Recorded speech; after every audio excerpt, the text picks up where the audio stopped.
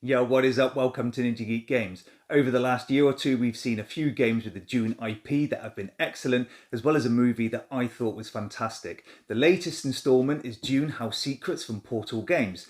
Now, where the other games are competitive and incorporated either deck building and worker placement or skirmish, betrayal and alliances, House Secrets is set apart from those. It's a 1 to 4 player cooperative story driven adventure game set in the events just after the latest movie. In this game, you take on the role of a so-called rebel to join the resistance against the treacherous House Harkonen.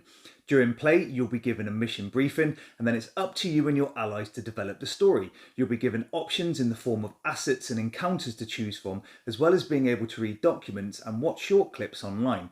You'll have a limited pool of resources at hand that can be used in order to carry out specific encounters that represent things like bribes, fighting, and of course, spice. You'll need to work together in order to progress through each mission, but have a limited time to do so. At the end of each mission, each player is also able to spend experience to gain a skill. Now, because the game involves progressing through a story where you won't be able to experience every encounter, I can only show you a limited amount of content and I don't want to spoil the story, but I can give you a basic overview of the game. Let's take a look. So these are the main components that you'll get in the game. There are 4 characters to choose from, and each of the character cards is double-sided. And the reverse sides are used as non-playable characters and really just provide resources at the start of the game. These are the resource tokens, and you'll start the game with a variable amount depending on which characters are selected. These tokens form the consequence pool. There may be times in the game where you're asked to draw a token from this pool, and here there are 2 save tokens, 1 consequence token.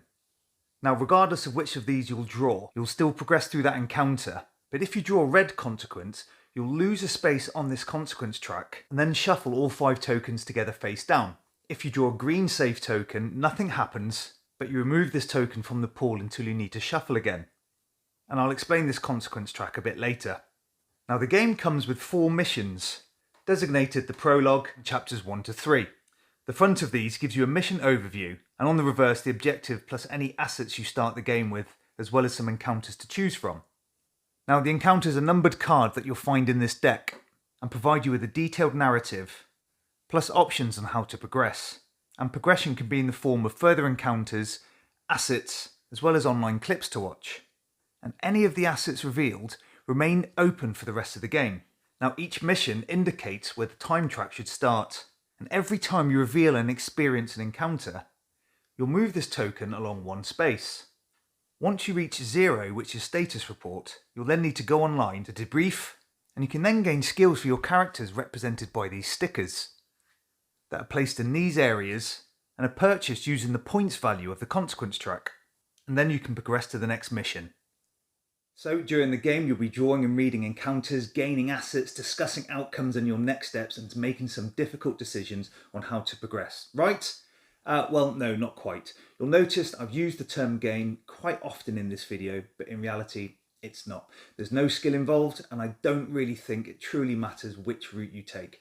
The assets provide no real benefits, and gain skills are of no value, and the maps appear just to be for aesthetic purposes. I was expecting a lot of collaboration and deduction from the encounters with my allies, but this wasn't the case. It was more like we'll go here because it sounds cool, and then we'll go there because we have no other option. At the end of each mission, you'll then have to give an outcome based on a couple of options, but I can't see how this would alter events. I'm not really sure what the point of the asset cards were, apart from to help visualize the aspects that were described in the story. To me, this isn't a game at all. It was more of a pleasant experience. The story was very good and well written, but ultimately this is just like one of those adventure books you had when you were younger. Now, the blog on the box indicates an immersive experience, which in some aspects is correct. I loved the film and thought House Secrets did well in developing a decent story from those events, but this also indicates that we'd be taking part in secret rebel tasks, and I'm not sure what those were, or even if I took part in them myself. Maybe that's how secretive they were. I was confused as to why some of the encounters were in the form of short video clips with animation stills. Surely putting the text in an encounter would have been simpler. In summary, this is not a game. If you're looking for an immersive story where you'll perhaps read some slightly different versions of events than the next player, or a big fan of Dune and adventure stories, then this is for you. If you're looking for some form of social deduction, fully co-op, action-based adventure where each decision is critical, then this is not it. Although I enjoyed the story and I think it was engaging, I think that for the price tag and the contents and value gained within 3 hours of game time left me a little underwhelmed. I'd really like to hear your thoughts in the comments, so please let me know if you agree or not. This is Ninja Geek Games. Cheers.